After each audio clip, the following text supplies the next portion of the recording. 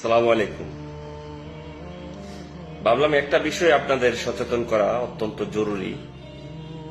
বিষয়টি হলো ঢাকা এবং আশপাশ এলাকায় মাইক্রো এবং হায়েস গাড়ি ব্যবহার করে ডিবি এবং র্যাব পরিচয়ে অসংখ্য অপরাধ সংগঠন হয়।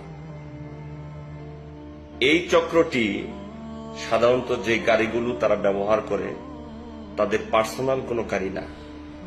এই গাড়িগুলো অনেক সময় তারা রেন্টাকারের মাধ্যমে ভাড়া করে, তারা মোবাইল নাম্বার ব্যবহার করে রেন্টাকারের মাধ্যমে ভাড়া করার পরে অপরাধ সংগঠনের পরে সেই নাম্বারটি ফেলে দেয়।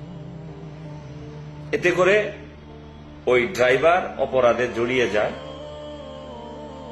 এবং তার জেলের গ্লানি, মামলার গ্লানি পোহাতে হয়। এভাবে অসংখ্য ড্রাইভারের জীবন নষ্ট হয়ে গেছে তাদের এই কর্মকাণ্ডের কারণে। তাই আমার প্রিয় ড্রাইভার ভাইদেরকে সচেতন করার জন্য আজকের এই ভিডিওটি। রেন্টাকারের মাধ্যমে কোনো অপরিচিত ব্যক্তির যখন আপনি ভাড়ায় যাবেন, তারা যদি পুলিশ পরিচয় দেয়, সিভিল পোশাকে থাকে, অবশ্যই তাদের আইডেন্টিটি আপনি দেখে নেবেন। যদি আপনার সন্দেহ হয়, অবশ্যই দ্রুত সময়ের মধ্যে কৌশলে কোনো পুলিশ স্টেশন অথবা 999-এ ফোন করে বিষয়টি অবগত করবেন। অন্যথায় আপনি কিন্তু তাদের কবলে পড়ে তাদের অপরাধের সাথে আপনিও জড়িয়ে যাবেন। ডাকাতির মতো একটি ঘৃণ্য জঘন্যতম অপরাধের সাথে আপনি জড়িয়ে যাবেন এবং আপনি কিন্তু পুলিশের আইনের আওতায় আসবেন এবং জেল মামলায় আপনি জড়িয়ে যাবেন। এভাবে অসংখ্য ড্রাইভার কিন্তু তাদের মনের অজান্তেই এমন ফাঁদে পড়ে গেছেন এবং জেলের গ্লানি পোহাতে হয়েছে। তেমনি একটি ঘটনা গত 27শে মে ওয়ারী থানায় একটি স্বর্ণ ডাকাতির ঘটনা ঘটে। যেই ঘটনায় কিন্তু একটি নোহা গাড়ি ব্যবহার হয়, সেই গাড়ির ড্রাইভারও জানত না এরা পুলিশ কিনা। পুলিশের মতোই আচরণ। রাজারবাগ পুলিশ লাইন গেট থেকে তাকে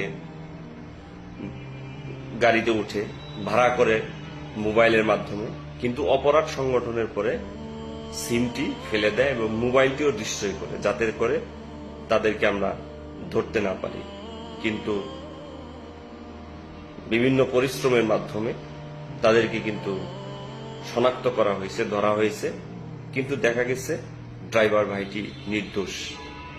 যদিও মানবিক দৃষ্টিতে আমাদের ঊর্ধ্বতন কর্তৃপক্ষরা বিভিন্ন মানবিকতার দৃষ্টিতে ড্রাইভার ভাইকে এই মামলা থেকে রেহাই দেওয়া হয়েছে, কিন্তু যদি ঘটনার সময় হাতে নাতে ড্রাইভার ধৃত হইতেন তাহলে কিন্তু তাকে বাঁচানো যেত না, অথবা কোনো ঘটনার সময় আপনি জনরোষের মধ্যে পড়ে যাবেন, তখন কিন্তু গাড়ি সহ আপনি আক্রান্ত হবেন।